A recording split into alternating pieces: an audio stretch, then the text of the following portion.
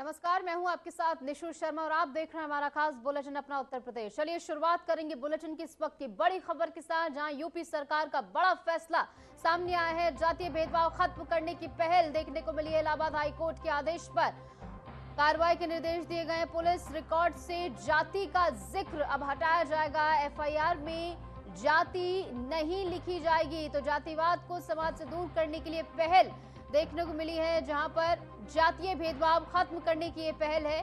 और ऐसे में इलाहाबाद हाईकोर्ट के आदेश पर ये कार्रवाई की जाएगी। पुलिस रिकॉर्ड से जाति का जिक्र पूर्ण रूप से हटाया जाएगा। तो एफआईआर में जाति का इस्तेमाल जो है अब नहीं होगा। ये बड़ा फैसला है यूपी सरकार का, जो कि लगातार हर मंच से इस बात की प्रतिबद्धता दर्शाती हुई नजर आती है कि उत्तर प्रदेश में जातिवाद को खत्म करना है। और ऐसे में एक बड़ी पहल के तौर पर इसे देखा जा रहा है, जहां पर यूपी सरकार का ये बेहद बड़ा और अहम फैसला उच्च न्यायालय इलाहाबाद की ओर से फैसला सुनाया गया है, जहां पर जाति शब्द जो है वो हटाया जाएगा। जातीय भेदभाव खत्म करने की ये पहल है।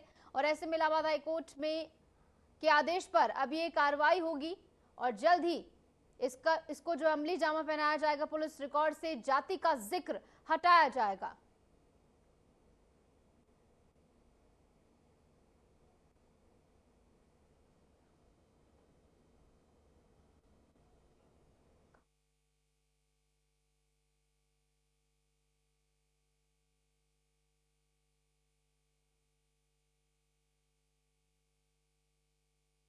अधिवक्ता जुड़ गए हैं, काशिफ रिजवी सर। पहले तो बहुत बहुत आपका स्वागत। यूपी सरकार का ये बड़ा फैसला है और हर मंच से जो हम देखते हैं कि उत्तर प्रदेश सरकार की प्रतिबद्धता है कि उत्तर प्रदेश में जातिवाद खत्म करना है। तो ऐसे में ये पहल कितनी महत्वपूर्ण इस पूरे घटनाक्रम में साबित होगी, कितनी बड़ी पहल के तौर पर आप इसे देखते हैं? ये एक बहुत बड़ी पहल है। माननीय इलाहाबाद उच्च न्यायालय का और सारे फैसलों की तरह ये फैसला भी जो है स्वागत योग्य है और बिल्कुल समाज में जो अनुकूल व्यवस्था चाहिए उसी की दिशा में एक बहुत बड़ा कदम है। और माननीय उच्च न्यायालय ने अभी 16/9/25 को 16 सितंबर 25 को ये आदेश पारित किया। प्रवीण छेत्री के नाम से ये पिटीशन फाइल हुई थी और उसमें ये क्लियरली कहा गया कि कास्ट बेस्ड स्लोगन्स है, कास्ट आइडेंटिफायर है, जो प्राइवेट या पब्लिक व्हीकल्स के है या कहीं भी ऐसे कास्ट साइनेज हो तो उनको हटाया जाए और उनको उनके विरुद्ध जो है वो कार्रवाई की जाए। और उसी के अनुपालन में उत्तर प्रदेश सरकार ने एक शासन आदेश 21/9/2025 को इसी महीने जारी किया है, जिसमें स्पष्ट किया है कि पुलिस अभिलेखों में जाति का अंकन या जाति आधारित सार्वजनिक संकेतों एवं जाति प्रदर्शनों के निवारण के संबंध में गाइडलाइंस उस प्रवीण छेत्री के जजमेंट के प्रकाश में जारी की गई है। और उसकी अवेयरनेस को बढ़ाने के लिए और उसको इम्प्लीमेंट करने के लिए उसको लेके लोग के जनमानस में प्रशिक्षित करने के लिए संबंध में, ताकि उस जजमेंट की गाइडलाइन को सुनिश्चित किया जाए। और ऐसे में अब इसे धरातल पर कब उतारा जाएगा? अमली जामा इसको पहनाने का काम कब तक किया जाए? कब तक ये पूरा जो फैसला लिया गया है इसको पूर्ण रूप से लागू किया जाएगा? स्पष्ट है कि माननीय उच्च न्यायालय के आदेश के बाद जो इन्फोर्समेंट एजेंसी है राज्य सरकार, उसने शासन आदेश, जैसा कि मैंने पहले ही आपके सामने सबमिट किया, जारी कर दिया है। तो अमली जामा पहनाने की दिशा में ये बड़ा कदम है। और अब इसके साथ साथ ये है कि दिशा निर्देशों का तत्काल प्रभाव से जो है अनुपालन सुनिश्चित कराना राज्य सरकार की जिम्मेदारी है। और मुझे विश्वास है कि वो करेंगे ऐसा, और इसकी अवेयरनेस है, ओरिएंटेशन प्रोग्राम है, वो चलाया जाएगा ताकि समय रहते जो जाति आधारित इविल थे या बुराइयां थी उनको दूर किया जा सके और कास्ट साइनेज को समाप्त किया जा सके।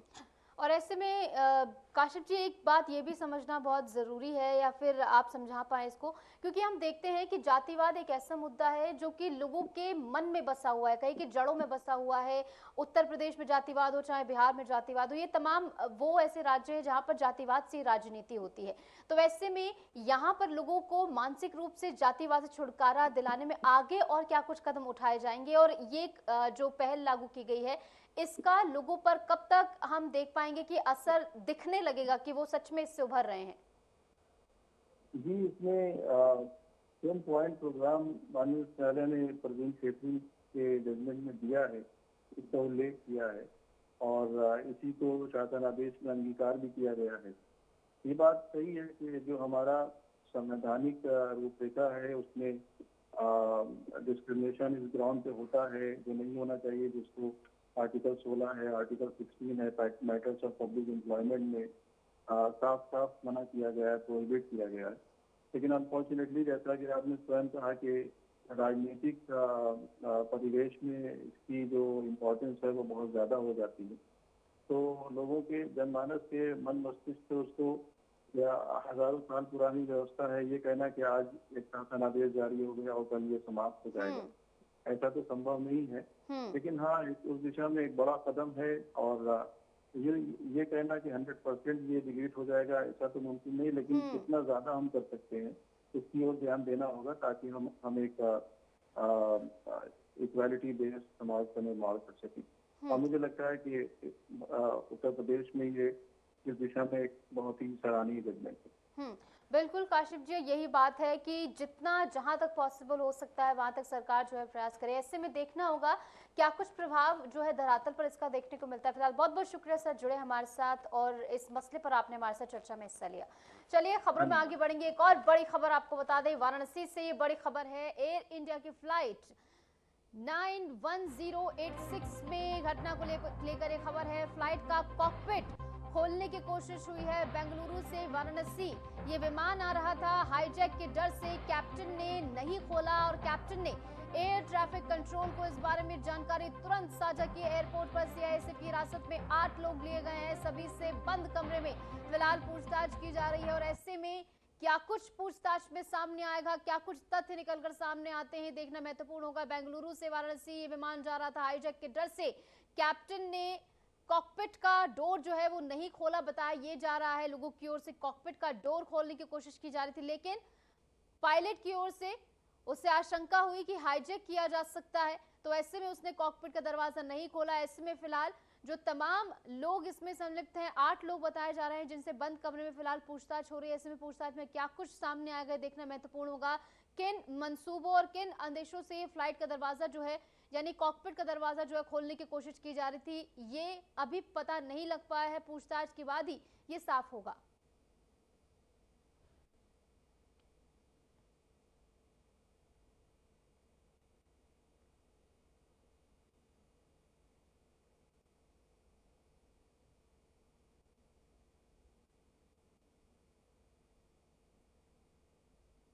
मुख्यमंत्री योगी आदित्यनाथ ने आज से लागू हुए जीएसटी सुधार के अवसर पर गोरखपुर में स्थानीय दुकानदारों और व्यापारियों से संवाद किया है। इस दौरान उन्होंने बताया कि देश में अब तक का सबसे बड़ा जीएसटी सुधार किया गया है। सीएम योगी ने कहा कि अन्नदाता किसानों के लिए जीएसटी की दर को 5% पर लाया गया है। जीवन रक्षा दवाओं पर जीएसटी शून्य कर दी गई है। ये सुधार भारतीय अर्थव्यवस्था को नई गति देगा। आज इस आयोजन के माध्यम से हमने व्यापारियों और स्थानीय लोगों के साथ संवाद भी स्थापित किया। उन्होंने प्रधानमंत्री नरेंद्र मोदी के प्रति आभार व्यक्त किया और कहा कि ये रिफॉर्म हर व्यापारी और उपभोक्ता के लिए लाभकारी साबित होगा। व्यापारियों ने भी जीएसटी सुधार की सराहना की है और इसे देशवासियों के लिए एक बड़ा तोहफा बताया है। इस मौके पर दुकानदारों ने उत्साह और उमंग के साथ अपनी प्रतिक्रिया साझा की और सीएम ने उन्हें भरोसा दिलाया कि राज्य सरकार व्यापार और आम जनता के हित में ऐसे सुधारों को निरंतर आगे बढ़ाती रहेगी। के शैलपुत्री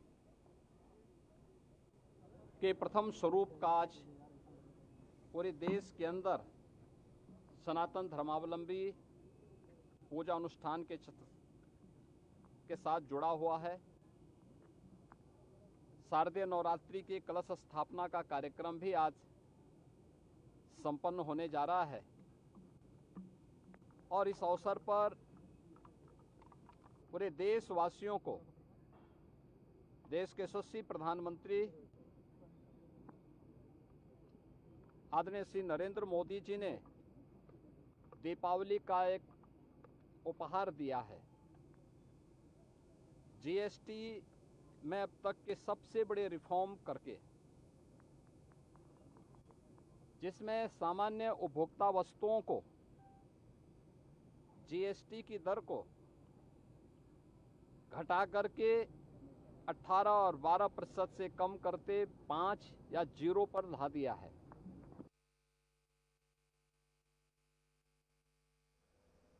और इस बीच वक्त एक छोटे से ब्रेक का, ब्रेक के बाद फौरन हाजिर होते हैं।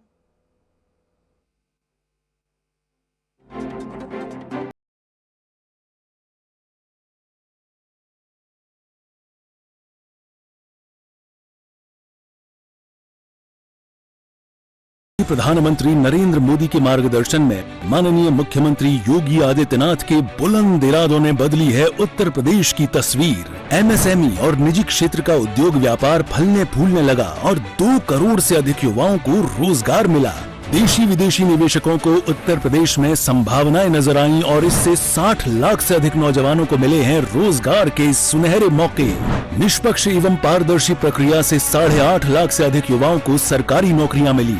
प्रदेश ने एक साथ 60,000 से अधिक पुलिसकर्मियों की भर्ती, 10 लाख से अधिक स्वयं सहायता समूह के माध्यम से 1 करोड़ से अधिक महिलाओं और बीसी सखी योजना के अंतर्गत 58,000 से अधिक महिलाओं ने रोजगार प्राप्त किया है।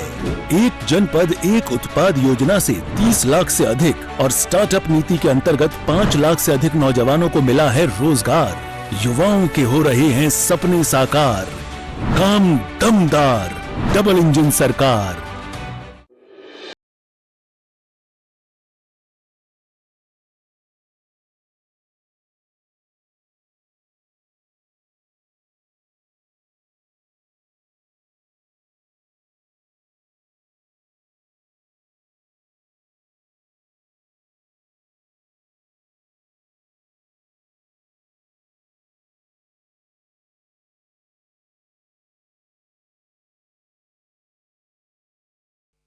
स्वागत है आपका। ब्रेक के बाद चलिए एक बार फिर से रुक करेंगे तमाम खबरों का। अम्बेडकर नगर में प्रभारी मंत्री गिरीश चंद्र यादव ने प्रेस वार्ता के दौरान प्रधानमंत्री नरेंद्र मोदी के नेतृत्व में लागू हुए जीएसटी सुधारों के बारे में जानकारी दी। उन्होंने बताया कि ये 2017 के बाद जीएसटी में सबसे बड़ा सुधार है। इस सुधार के तहत टैक्स दरों को घटाकर केवल 2 दरों में बांटा गया है। विशेष रूप से आवश्यक वस्तुओं पर 5% या 0 कर लागू किया गया है। इसके साथ ही किसानों के लिए भी राहत की खबर है। ट्रैक्टर, टायर, कीटनाशक और सिंचाई उपकरणों पर दर घटाकर 5% कर दी गई है। स्वास्थ्य बीमा पर भी जीएसटी पूरी तरह से खत्म कर दी गई है। क्या कुछ कहा गया है, सुनिए। सकारात्मक बात जब वो ये बोल सकते हैं कि भारत देश विकसित बन ही नहीं सकता, कुछ भी वो कर सकते हैं।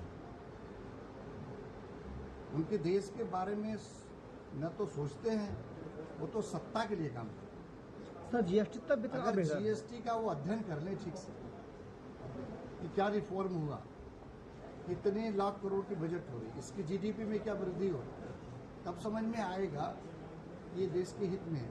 और इसके पहले जब जीएसटी 2017 में लागू कर रहे थे तब भी अखिलेश यादव नकारात्मक बात कर रहे थे। 16 प्रकार की जीएसटी हम अदा करते हैं।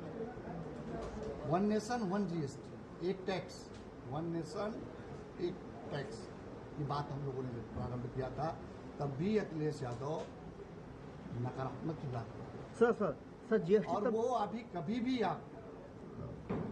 भी इसी उत्तर प्रदेश में आप कभी भी आप देख लीजिए वो इस बात सकारात्मक है। आज 1 डिस्ट्रिक्ट 1 मेडिकल कॉलेज बन रहा है, 6 लेन बन रही, 4 लेन बन रही, एयर कनेक्टिविटी बन रही है। तो इसके बारे में वो कभी क्या कुछ बोलते हैं।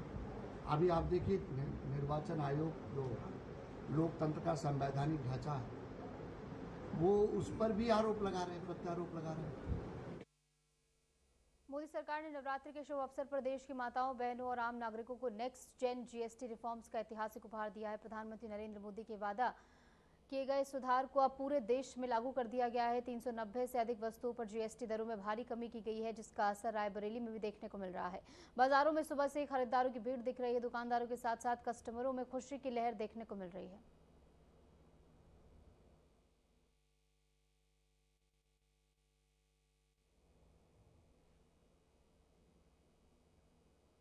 और इस बीच रुक रहे एक और छोटे से ब्रेक के लिए। Break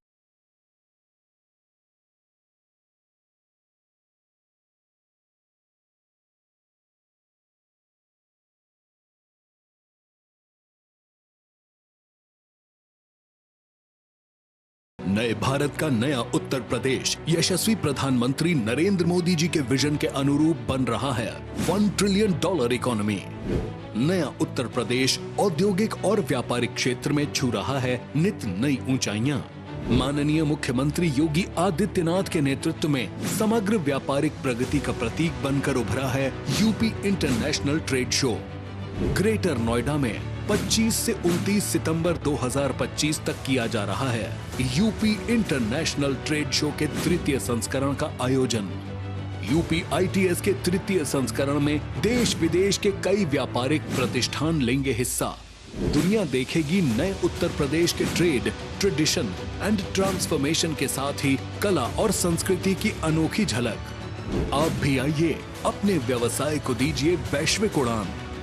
UP international trade show, sourcing का अद्वितीय मंच।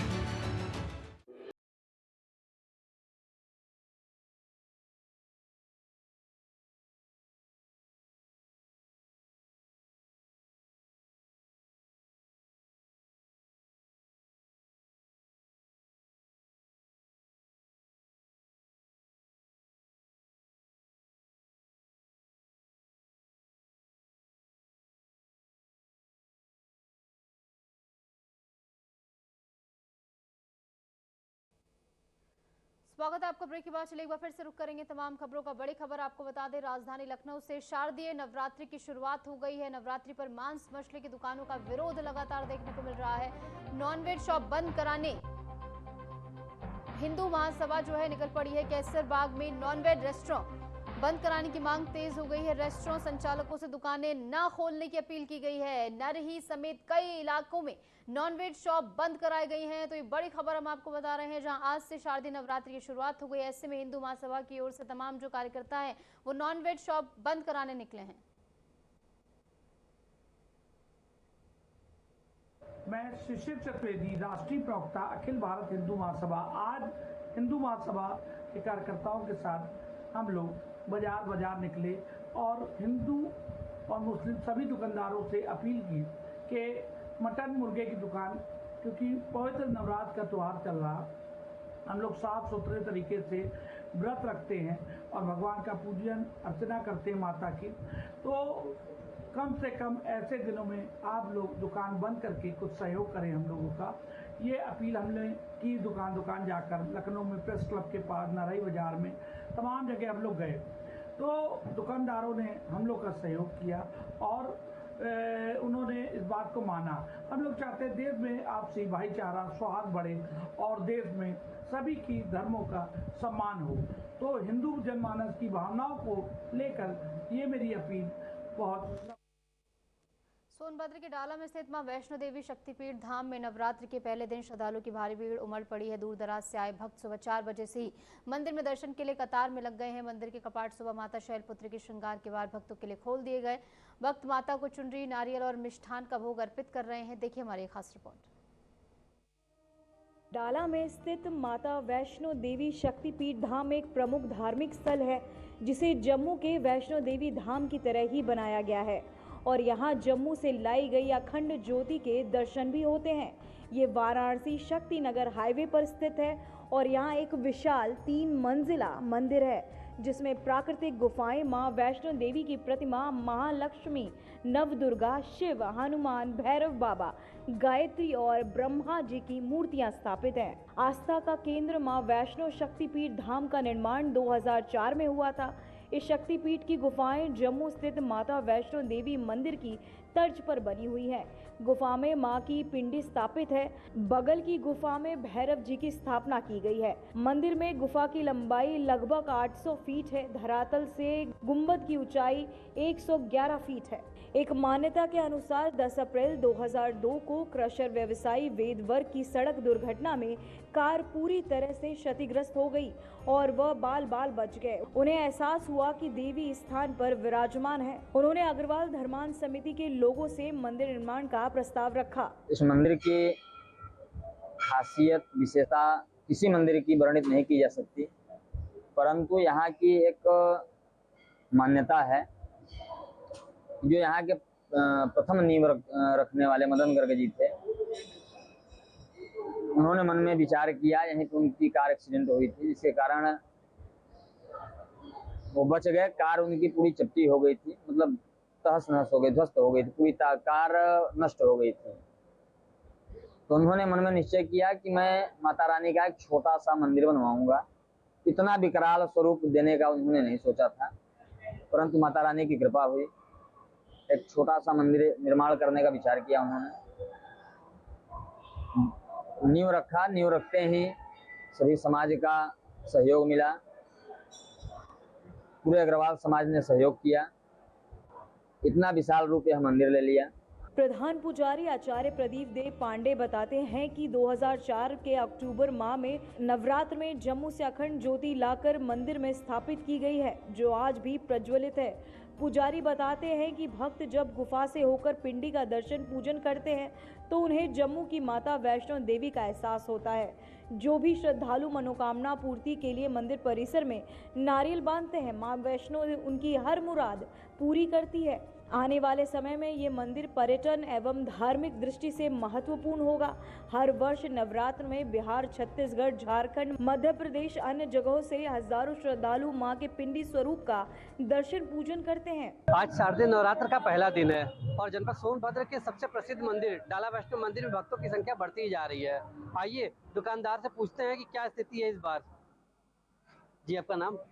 दिनेश अग्रवाल। इस बार नवरात्र का आज पहला दिन है, तो भक्तों की क्या स्थिति है और कैसी संख्या देखने को मिल रही है? तो पहला दिन है, बात सही है, लेकिन ये सुबह भोर में भीड़ हुई थी। 5 बजे माँ का कपाट खुल जाता है, लाइन लगी थी। अभी तो अभी समय 10 बजे के बाद फिर दर्शनार्थी आते हैं और शाम तक भीड़ चलती है अच्छी। अच्छा, इस मंदिर की क्या मान्यता है? लोग क्यों आते हैं यहाँ से? यहाँ ये मंदिर की 2004 की घटना है। तो लगभग यहाँ पे हमारे मदन जी थे, मदन अग्रवाल, उनका ही एक्सीडेंट हुआ था। वो एक्सीडेंट में उनके परिवार से साफ बच गए थे। माँ की कृपा से वैष्णो देवी जाने का प्रोग्राम था उनका।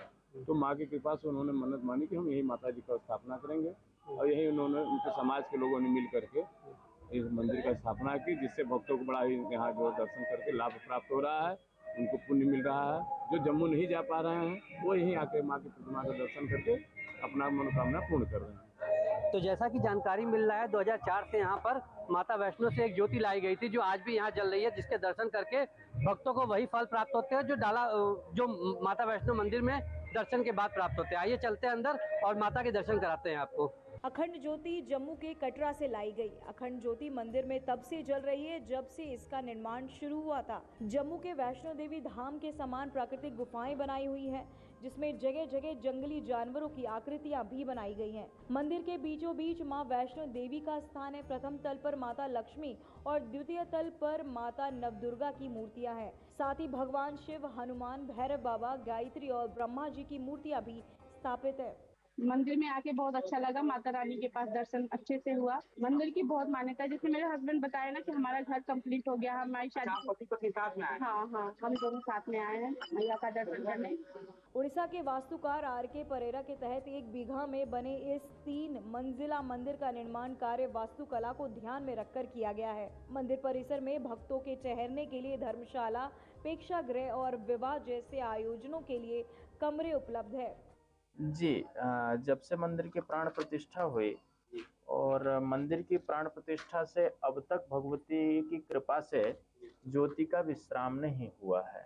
कर्मचारी अथवा यहाँ के पदस्थ अधिकारी जो हैं, उनसे मैंने सुना कि यहाँ भगवती जब प्राण प्रतिष्ठा हुई, प्राण प्रतिष्ठा के तुरंत बाद से इतनी आंधी आई और इतनी बारिश हुई कि वो बारिश मतलब भगवती के चरण तक आ गई, इतनी बारिश हुई। हाँ, वैष्णो माता आने के बाद हमारा मनोकामना पूरा होता है।